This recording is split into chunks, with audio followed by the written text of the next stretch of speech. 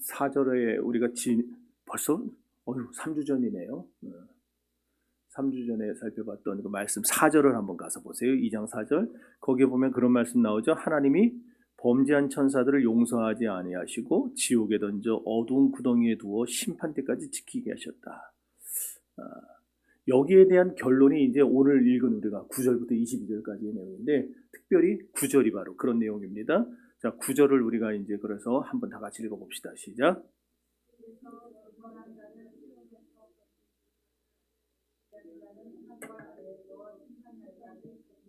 아멘. 이게 이제 개역 성경을 제가 지금 갖고 왔어요. 다른 거는 개역 개정을 놨는데 요 구절은 지금 개역 성경이 훨씬 번역이 나와서 가놨습니다. 저기 보면은 건지신다 그리고 지키신다라는 단어들이 나와요. 그러니까 타락한 천사들을 하나님께서 지옥에 던지세요. 대신에 하나님은 신실한 주의 종들은, 하나님의 귀한 남종과 여종들은 시험에서 건지세요. 그리고 아까 얘기한 대로 타락한 천사들, 그 다음에 끝까지 믿음의 자리를 지키지 않은, 중간에 믿음의 자리를 떠나버린 자들, 이런 자들은 심판하신다, 그 얘기예요.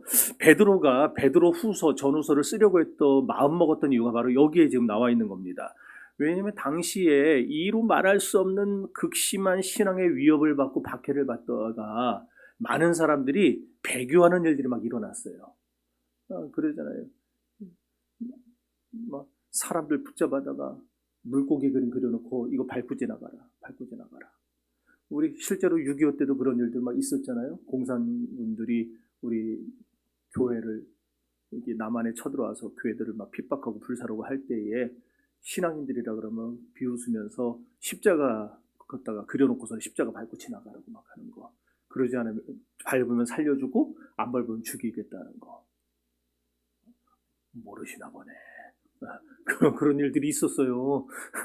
자, 베드로가 지금 당시에 그런 일들이 막 일어나는 겁니다. 사람들이 너무너무 힘이 들고 괴롭고 막 핍박이 심각하니까 살기 위해서 배교하는 사람도 있고, 때로는 뭐 여러 가지 이유가 있겠지만은 그렇게 주님을 배반하고 대마와 같이 세상으로 나가버린 사람들이 많았어요. 그러니까 베드로의 마음속에는 어떻게 하든지 저 사람들을 다시 한번 굳게 세워주고 싶다.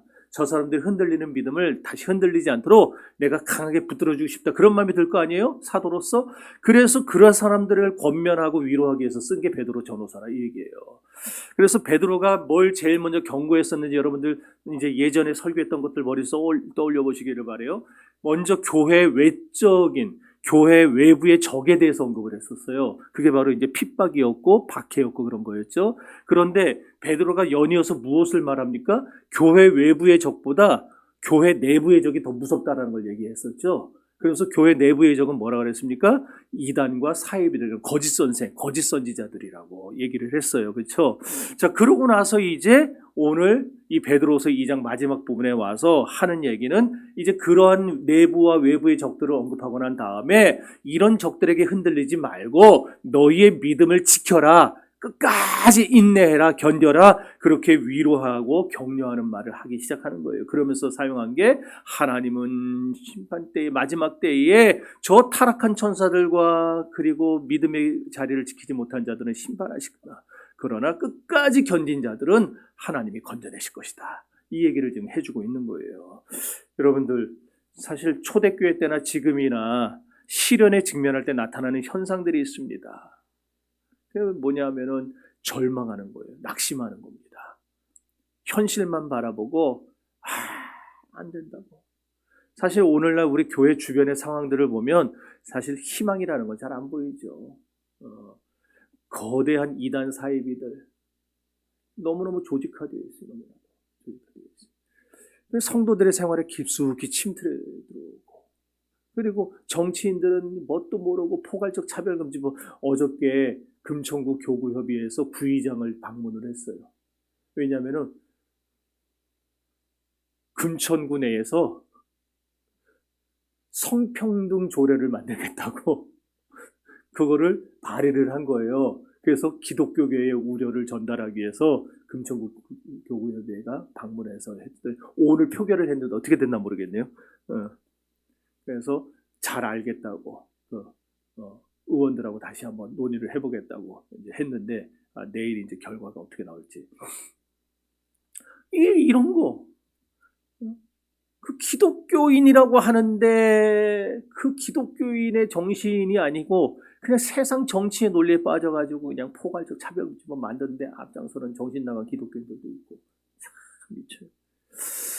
그것뿐입니까? 오늘날요 우리 주변에 하나님을 모독하고 하나님을 잊어버리게 만드는 온갖 반기독교적인 사상들 참 많아요. 여러분들은 느끼시는지 안 느끼시는지 모르겠지만 아마 느끼시겠죠. 요즘에요 드라마나 영화나 뭐 이런 거 보면은요 OTT가 많이 늘었잖아요. 요새는 뭐 TV를 잘 안 보죠. 젊은 친구들은 거의 다 핸드폰 들고 다니면서 핸드폰에서 하는 그런 거 보잖아요. 넷플릭스 뭐 이런 거.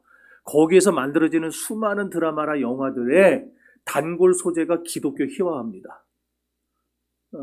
기독교인들은 다 뒤에서 뇌물 받고 불의에 청탁 받아주고 그리고 막 겉으로는 주야주야하면서 속으로는 온갖 비리를 저지르는 악한 사람들이 꼭 기독교인들이 거기 나오더라고요.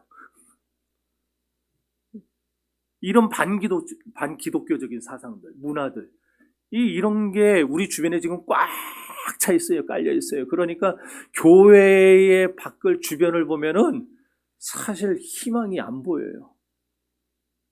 하나님이 언제까지 참으실까? 하나님이 지금 여기까지는 차지 않았을까? 이런 생각들이 막 듭니다. 그러다 보니까 우리 성도들의 입장에서도 그런 일들이 이게 하나님이 정말 기뻐하시는 대로 일들이 해결이 되고 그런 잘못된 것들이 막 넘어지고 무너지고 이런 일들이 눈에 보이면은 야 하나님 살아계시는구나 막 이러면서 힘을 얻을 텐데 그러지는 않고 반대로 그냥 세상은 더 미쳐 날뛰고 교회는 기독교의 영향이 점점 축소돼 가니까 성도들도 자연스럽게 낙심하고 그리고 어떤 사람들은 그런 생각을 해요. 하나님이 진짜 없는 거 아닌가? 내가 엉뚱한데 힘 빼고 있는 거 아닌가?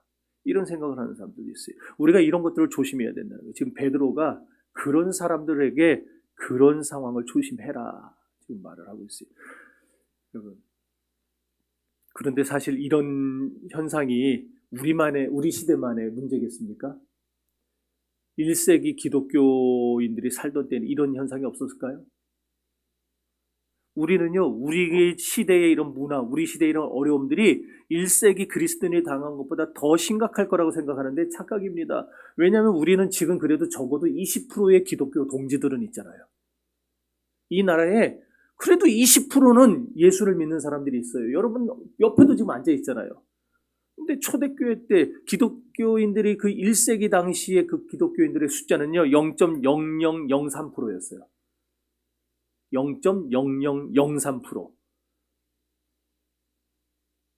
주일날 한데 모여서 요 정도 있지 평상시에는 눈으로 봐도 내 옆에 기독교인이 안 보이는 그런 시대를 살아가던 사람들입니다. 그런 시대에 우상은 얼마나 더 극심했습니까? 로마의 만신전에는 이름을 알지 못하는 신이라는 것까지 등장해가지고 온갖 세상의 잡다한 신들 다 섬기는 그런 세대 속에서 기독교인들이 살아가고 있었어요. 거기에 핍박당하죠. 괴롭힘당하죠. 무시당하죠. 차별당하죠. 얼마나 기독교인들이 살기 힘들었었겠어요. 그리고 아까 얘기한 대로 이런 비진리들, 이단과 사이비들이 막 극심하게 믿는 사람들을 빼내가고 제가 지난번 태국 갔다 온 다음에 보고 드렸죠. 태국에 걔가 죽어라고 해가지고 한 사람 전도에다 놓으면은요. 또 이 이단들이 또 그 전도한 사람한테 또 접근을 해요. 난 정신 나간 것들 진짜. 나중에 하나님이 진짜. 네. 그런 일들이 막 벌어져. 자, 디모데후서 4장 3절을 읽어볼까요? 자.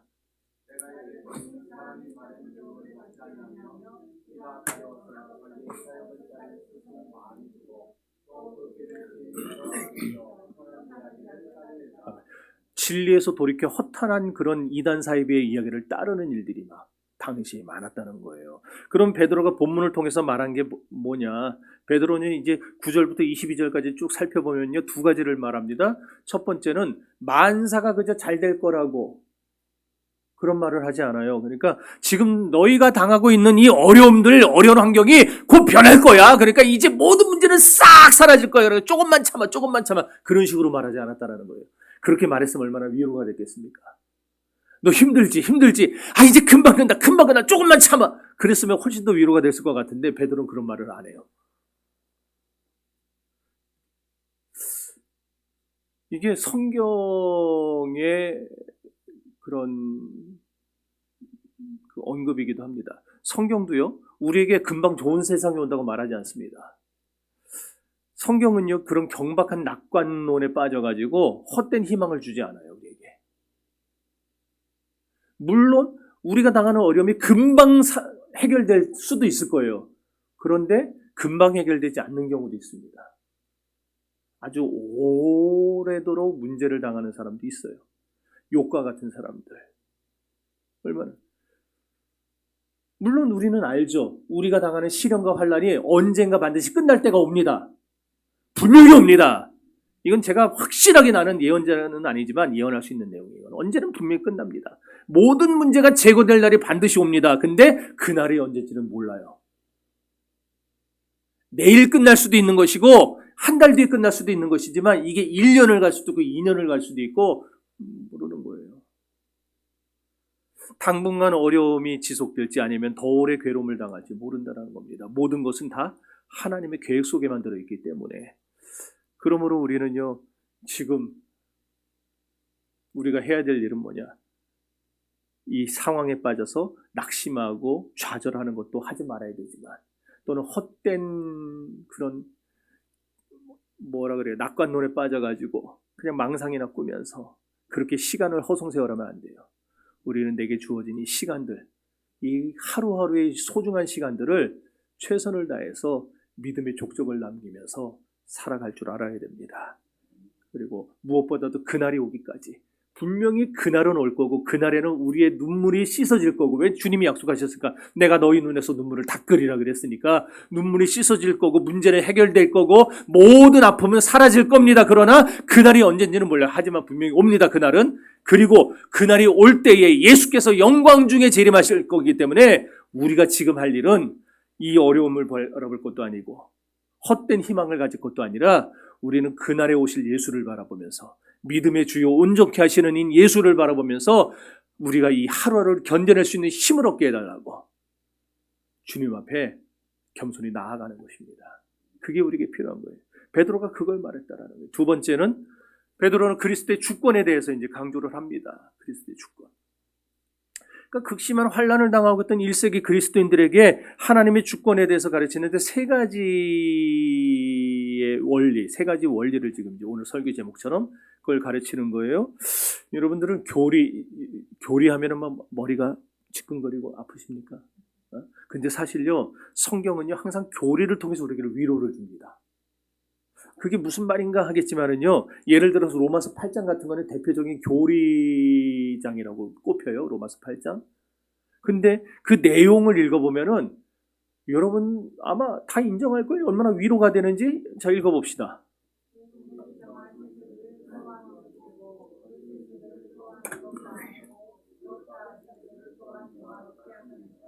내가 색칠하는 걸 까먹고 나와갖고 얘기했는데, 자, 여기 보시면 미리 정하신 나오죠. 나와요, 안 나와요? 나오죠. 그 다음에 부르시고 나오죠. 그 다음에 또 의롭다 하시고 나오죠. 그 다음에 마지막으로 영화롭게 하셨다 나오죠. 자, 요 네 가지가 지금 여기 한 절 안에 다 들어있어요. 미리 정하셨다는 건 뭐예요? 예정하셨다라는 거죠. 하나님이 여러분을 선택하고 예정하셨어요.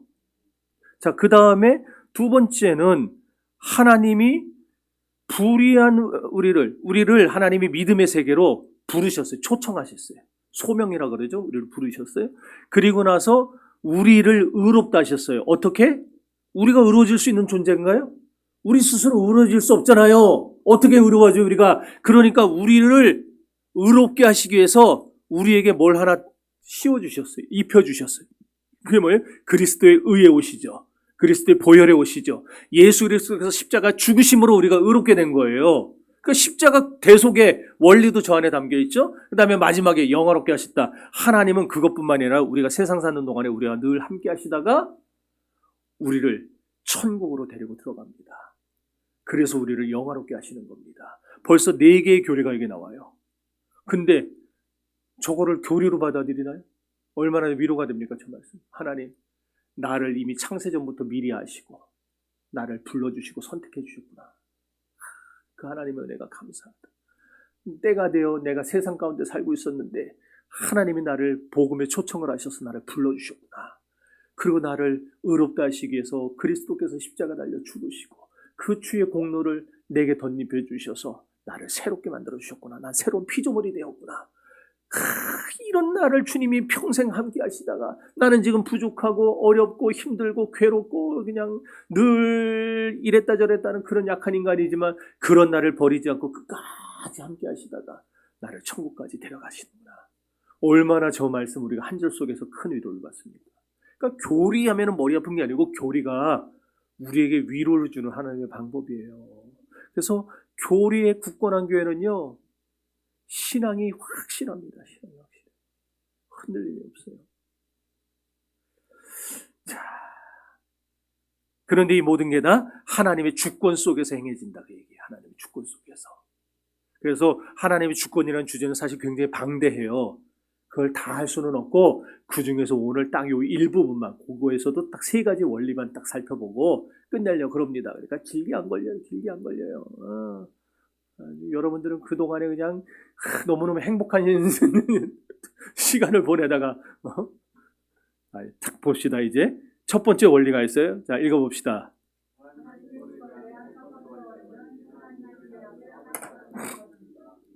예, 하나님께는요 모든 걸 다 하실 수 있는 권세가 있어요.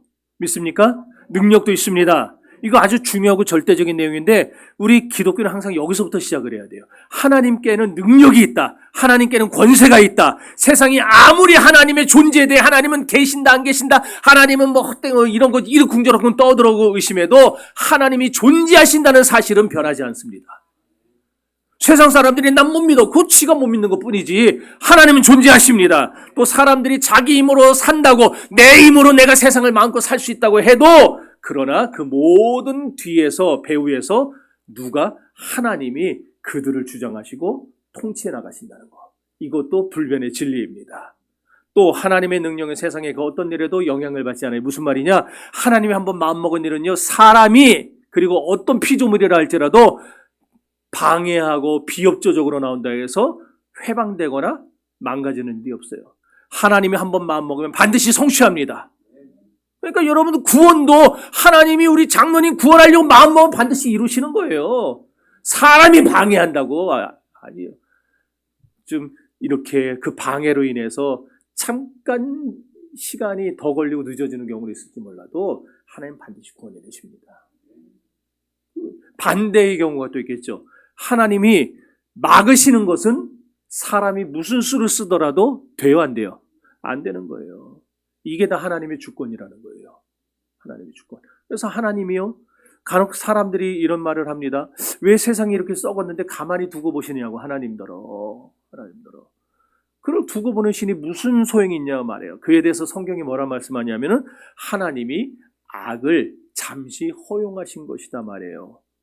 사실 이거에 대해서 더 설명하려 하면은 참 제가 부족하기 때문에 뭐 여러분이 이해할 만큼 제가 설명을 못 합니다. 그리고 이거는 신비에 관한 부분이에요. 신비에. 하나님이 왜 악을 허락하셨는가? 신비예요. 욥기가 대표적이죠. 욥을 생각해 보세요.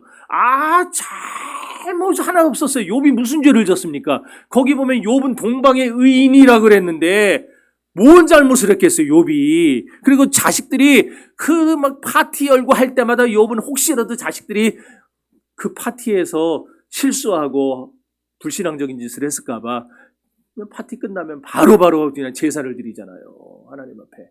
그런 사람이 무슨 죄를 졌겠어요. 근데 어떻게 돼요? 그 욥이 환난을 당해요.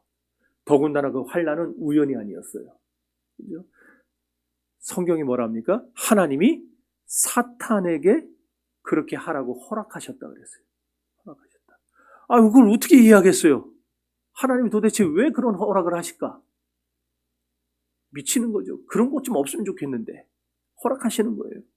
이건 인간의 머리로 이해할 수 없는 엄청난 신비에 속하는 겁니다. 이처럼 하나님은요 당신의 무한한 지혜와 계획 안에서 악을 잠시 동안 허락하시는 경우가 있다. 이게 하나님의 주권의 하나의 원리라는 거예요. 우리는 이해할 수 없지만, 물론 하나님이 악을 허용하시지 않았다면 이 세상에 악은 존재하지 않았겠죠. 우리는 그걸 생각하는 거예요. 그랬으면 얼마나 좋았을까? 도대체 왜 악을 허용하셨냐? 묻고 싶을 겁니다. 저한테 물어봐야 소용없습니다. 나중에 천국 가서 하나님께 직접 물어보십시오. 왜 그랬냐고. 저도 물어볼 거 많아요. 지금 막 써놓고 있습니다. 지금 막. 나중에 가서. 하나님이 주권을 가지고 그렇게 하신 거를 우리가 어떻게 하겠어요? 어떻게.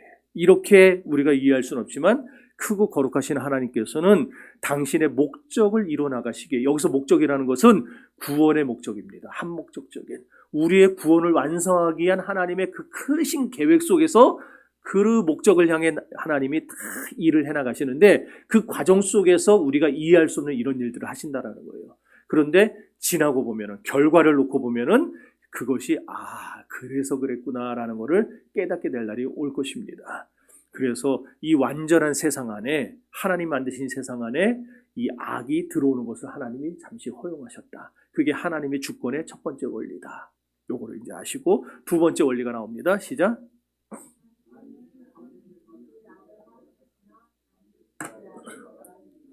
아멘.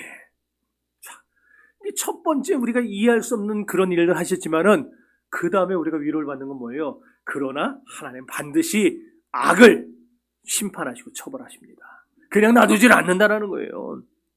그러니까 지금 비록 악이 성한 것 같아도 악은 결코 하나님이 정해놓으신 한계를 넘어설 수 없습니다. 욥이 재산 다 잃었죠. 자식들 다 죽었죠. 그럼에도 불구하고 하나님께 경배하고 찬양하고 그 입술로 하나님께 범죄하지 않으니까 사탄이 어떻게 합니까? 재차 공격을 하죠. 하나님께 또 나아가고 또 하나님 속을 뒤집어요. 욥이 까닭없이 그러겠습니까? 이러면서 막. 그래서 하나님이 좋다. 욥의 몸에 손을 대는 것까지 허락을 하시죠. 그래서 발끝에서 정수리까지 그냥 온몸에 악창이 났어요. 얼마나 간지러운지 벅벅벅벅 긁어쌉니다. 피가 나도. 그런데 거기 하나님의 단서가 하나 붙죠. 절대로 욥의 생명만큼은, 목숨만큼 건들지 말아라. 하나님 단서가 붙어요. 이게 어떤 의미에서 이게 욥기의 가장 큰 주제이기도 해요. 무슨 말이냐? 하나님께서 비록 사탄에게 욥을 시험하는 것을 허용하시기는 했지만, 허락하시기는 했지만, 항상 모든 상황은 누가? 하나님이, 보이지 않는 하나님의 손에 의해서 모든 것이 통제되고 그리고 통치되고 있다는 걸 그 욥기가 보여주고 있는 거예요. 사탄이 지 맘대로 할 수 있는 게 없다는 겁니다. 하나님의 모든 통제와 통치 속에서 일들은 이루어져 가는 겁니다. 그리고 하나님은 그렇게 잠시 허용하셨으나 그 목적이 다하면, 그 쓰임이 다하면 반드시 그 악을 최후에 반드시 심판합니다. 그러니까 사탄은 하나님이 정하신 범위를 벗어날 수도 없고 넘어서지도 못하는 거예요. 뿐만 아니라 이 세상에 존재하는 국가와 정부와 관리들과 그 밖에 모든 권력들 또한 하나님에 의해서 쓰임이 정해진다고 성경은 말합니다. 그러니까 세상 나라들이, 불교 나라도 있고 이슬람 나라도 있고 다 하지만 이 모든 것들도 하나님의 계획 속에, 하나님 통치 속에서 허용되어서 그렇게 사는 것이고, 그러나 결국 최후의 마지막 순간에 하나님은 하나님의 계획한 대로 그 모든 나라와 권세와 능력들을 다 심판하신다라는 얘기예요. 이것을 하나님의 주권적 통치라고 불러요. 주권적 통치. 만일 이러한 하나님의 주권적 통치가 없었다면 이 세상은 이미 오래전에 파멸했을 겁니다. 그러나 하나님이 한계를 정해놓으셨기 때문에 지금도 하나님의 방법과 섭리에 의해서 세상이 다스려지고 움직여가고 있는 걸 여러분 믿을 수 있기를 바랍니다. 이 원리가요, 교회 부흥의 역사를 보면은 참 증명이 돼요.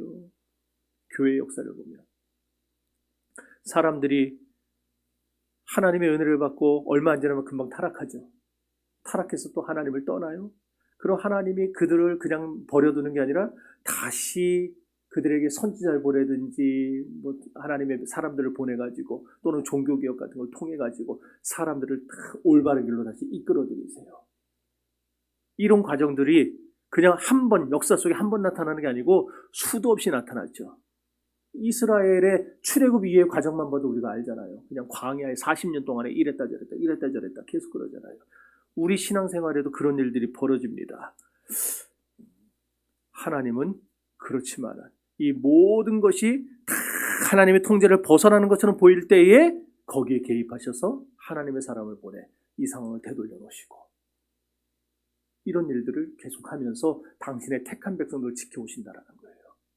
그러다가 마지막 날 드디어 택한 백성은 아까 읽은 말씀 건지시고 타락한 천사들은 하나님이 지옥의 불구덩이에 던져버리시고 그 말씀이 나오는 거예요. 믿습니까? 자, 그래서 이게 이제 기독교의 두 번째 하나님 주권의 두 번째 원리라는 거 이런 것이고 그 다음에 이제 베드로후서 2장 4절과 9절도 다시 한번 아까 우리가 보긴 했지만 다시 읽어봅시다.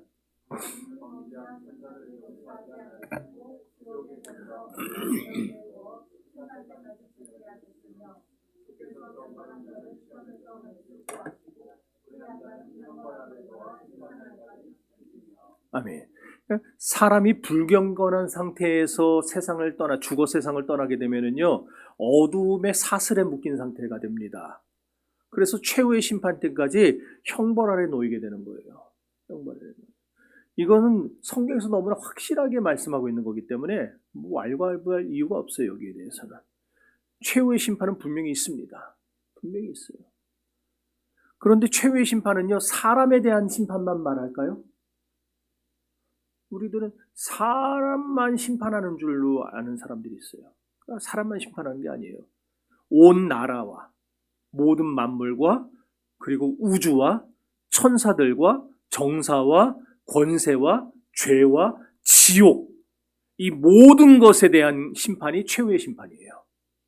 그래서 요한계시록에 체질이 녹듯이 땅이 체질이 녹듯이 다 풀어질 것이고 하늘도 빛을 잃고 태양도 달도 빛을 잃고 아무튼 모든 것이 다 하나님의 심판 속에서 징계 속에서 다 징계를 받게 되는 이러한 것이 최후의 심판이에요. 최후의 심판. 네. 그러므로 여러분 지금 악의 세력이 막 들끓는다고 해서 무서워하지도 말고 놀라지도 마시고 마귀의 군대가 강하다고 해서 겁내지도 마시고 주위의 환경이 험하다고 해서 두려워하지도 마시기 바랍니다. 왜? 주님은 불의한 세력은 여러분 잠시 허용하시지만 그러나 이게 끝간데 모르고 선을 넘어버리면 하나님이 개입하십니다. 그래서 눌러버리실 거예요. 그리고 그 세력을 형벌 아래 두어서 심판날까지 가둬두실 겁니다. 그런 다음에 믿는 자들은 그 모든 어려움과 불의와 고통 가운데서 건져내실 겁니다. 이 사실을 꼭 기억할 수 있게 되기를 바랍니다. 자, 이게 첫 번째, 두 번째 원리 했죠? 첫 번째 원리는 하나님은 이 세상의 악을 잠시 허용하시기도 해요. 그러나 두 번째 원리는 반드시 허용하시지만 반드시 악을 심판하신다. 이게 하나님 주권의 두 번째 원리고 마지막 세 번째 원리는 뭐냐? 읽어봅시다.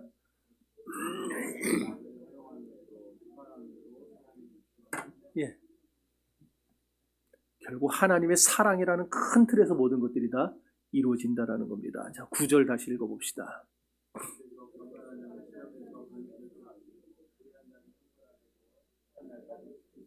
아멘. 아멘. 여러분 하나님의 사랑에 대해서 감사할 수 있기를 바랍니다.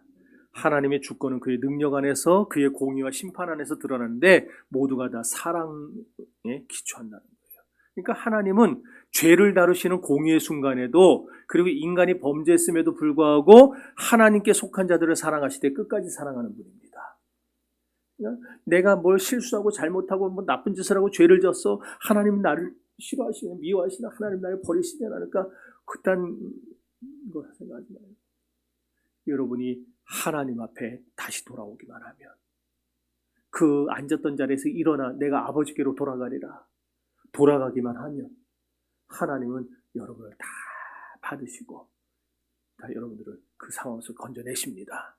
예, 이것이 우리가 성경에서 볼 수 있는 가장 큰 위로 아니겠습니까? 그죠? 내가 실수할 수도 있고 넘어질 수도 있고 잠시 믿음에서 흔들릴 수도 있겠으나 그럼에도 불구하고 하나님은 이런 나를 사랑하시되 끝까지 사랑하시고 내가 주님 앞에 돌아오면 주님은 두 팔 걸려 나를 안아주신다. 나를 지켜주신다. 여러분 이게 얼마나 놀라운 위로가 얼마나 놀라운 사랑입니까? 베드로가 지금 이 얘기를 지금 1세기 그리스도인들에게 지금 하고 있는 거예요. 이 얘기를. 그래서 뭐 9절 이후의 내용들은 다 그거 설명하는 내용들이지 사실 지금 제일 중요한 건 지금 9절이에요. 9절. 이 한 절 속에 모든 게 다 담겨져 있는 겁니다. 여러분, 그래서 저는 이 지금 말씀드린 이 내용, 9절 말씀보다 더 큰 하나님의 놀라운 위로가 없다고 봅니다. 그러잖아요. 제가 언제까지 완전하겠어요? 지금도 완전하지 못한데. 근데 완전하지 못한 나 같은 자도 하나님이 사용하시고 버리지 않고 함께 하신다는 거. 믿음의 자리에서 잠깐 실족했다가도 하나님이 다시 돌아오면 받아주신다는 거. 이게 얼마나 큰 위로냐고요, 이게. 네. 그러나 여기서 오해하지는 말아야 되겠어요. 뭘 오해하지 말아야 되느냐? 하나님은 우리를 사랑하시지만 그렇다고 해서 하나님이 사랑하는 우리가 사는 동안에 어떤 환난도 안 만나고 시련도 안 만나고 고통도 안 만나고 연단도 안 만나고 그냥 무조건 어떤 것이 올 때 싹싹싹 피해 다니게 만들고 그렇게 하진 않는다라는 거예요. 간혹 어떤 분이 그러더라고요. 자기는 지금까지 살아오면서 한 번도 문제를 만난 적이 없대. 그거는 하나님 정말 특별한 은혜인지 뭔지 모르겠지만 앞으로도 그렇게 되면 좋겠지만은 안 그럴 수도 있는 거예요. 그러니까 우리는 만약 그런 생각을 갖고 있는 사람은요, 혹시나 한번 문제를 만나면요, 하나님 나를 싫어하나 보다, 나 이제 버림받았나 보다, 이딴 생각을 해요. 그게 아니에요. 하나님이 우리를 무조건 어려운 환경을 안 만나게 해주신다. 그거는 거짓 선지자들이 하는 얘기들입니다. 성경은 그렇게 말하지 않아요. 우리는 살면서 문제를 만날 수 있어요. 도리어 더 심한 고난을 받을 수도 있습니다. 환난을 당할 수 있어요. 그러나 그 모든 상황 속에서 하나님은 끝내 우리를 버리지 않고 반드시 우리를 건져내신다. 최후의 심판의 자리에서 우리를 끄집어내신다. 우리는 최후의 심판 자리에 들어가는 게 아니라 그 상황 속에서 하나님 우리를 빼내주신다. 이게 위로라는 거예요. 이게 위로. 우리가 살면서 한 번도 위기를 안 만난다. 그게 위로가 아니라. 믿습니까? 예. 여러분, 세상에는요, 경건한 자, 불의한 자, 노아와 롯과 같은 하나님의 백성들, 그 다음에 하나님을 반대하는 자들, 이렇게 두 부류의 사람들이 존재합니다. 우리가 만약 경건한 자의 부류에 속하는 자들이라면요, 지금 계속해서 강조하고 말씀드린 대로 하나님은 최후의 파멸로부터 우리를 구원하실 겁니다. 그러나 우리가 불경건한 사람이라면 우리는 최후의 파멸을 면할 수 없게 될 것입니다. 그러므로 진짜 중요한 일은 뭐겠습니까? 내가 지금 경건한 자인가 아닌가를 확인해 보는 거겠죠. 그렇지 않습니까?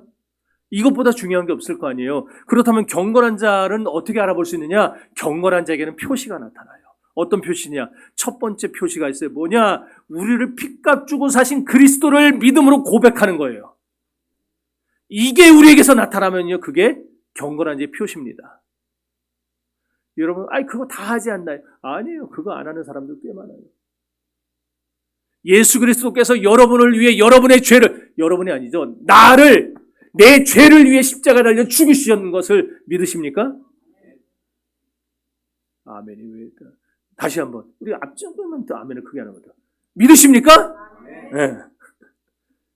그게 우리의 표식이에요. 믿는 경건한 자의 표식. 그러니까 여러분들은 매일매일 그거 확인하셔야 돼요. 나는 예수 그리스도의 보혈의 공로를 믿고 사는가? 확인하셔야 돼요. 우리는 주님을 떠나서 영원히 잃어버린 자가 되는 것이고 희망이 없는 자들입니다. 그러니 그리스도와 함께 전적으로 의지하면서 여러분들 주님을 붙잡고 살아갈 줄로 믿습니다. 경건한 자의 두 번째 표시는 뭐냐? 이 세상이 심판 안에 놓여 있다는 것을 믿고 고백하는 겁니다. 우리가 사는 세상 영원하지 않습니다. 천년 만년 그냥 그렇게 가는 거 아닙니다. 앞으로 1000년을 더 갈지 만년을 더 갈지 모르지만 그러나 분명히 끝은 있습니다. 기독교의 역사관은 바로 직선적 역사관이에요. 시작이 있으면 끝이 있는 겁니다. 불교의 역사관은요, 윤회적이죠. 순환적 역사관입니다. 태어나서 죽고 다시 뭘로 태어났다가 다시 죽고 계속 돌아가는 겁니다.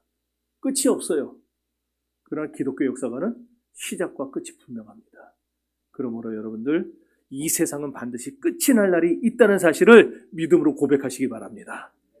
그게 우리의 두 번째 경건한 자들의 표시라는 거예요. 그러니까 여러분에게서 이 두 가지 표시들이 확인이 된다면은 우리는 최후의 파멸로부터 내가 그 최후의 파멸 속에 함께 그냥 끄집혀 들어가질 않을까 걱정할 필요가 없는 겁니다. 하나님은 경건한 자들은 반드시 거기서 건져낸다고 했으니까. 믿습니까? 믿습니까? 예. 그런 것을 믿음으로 고백하는 경건한 자들에게는 그 다음에 구별됨이 나타나요. 어떤 구별됨이냐? 세상과 다르게 살려고 하는 구별됨. 하나님의 영광을 위해서 살려고 하는 구별됨. 그리고 하나님을 기쁘게 하고 싶다는 구별됨. 뭘 하든지 먹든지 마시든지 무엇을 하든지 내가 하나님이 기뻐하는 일을 위해서 내가 살아가고 싶다. 이런 구별됨들이 우리 가운데 나타나게 되겠어요. 그리고 하나님의 크고 거룩한 이름을 찬양하게 됩니다. 다른 사람들에게 기회만 생기면 하나님을 전하고 싶어집니다. 전하고 싶어져요. 그들이 하나님 앞에 나아가도록 최선을 다해 돕고 싶어져요. 이런 표시들, 이런 것들이 우리 경건한 자들에게서 나타나야 됩니다. 그러니 여러분, 오늘 이 마지막 시대를 살아가는 저와 여러분들이 하나님 앞에서 내 믿음의 표시가 나타나고 있는 것을 확인하시고 주님의 주권의 세 가지 원리를 기억하면서 여러분들 이 세상에 악이 하나님의 뜻에 의해 허용되고는 있지만 그러나 반드시 끝날 날이 있고, 그리고 하나님은 이 모든 상황 속에서 나를 사랑하셔서 끝내 나를 붙잡아 주시고 나를 거기서 꺼집어내실 것이다. 이걸 믿으며 살아가는 저와 여러분들 될 수 있기를 바랍니다. 그렇게 오늘도 내일도 그런 경건한 자의 삶을 살며 하나님께 영광을 돌리며 살아가는 저와 여러분들이 되시기를 주의 이름으로 축원합니다. 축원합니다. 찬양하면서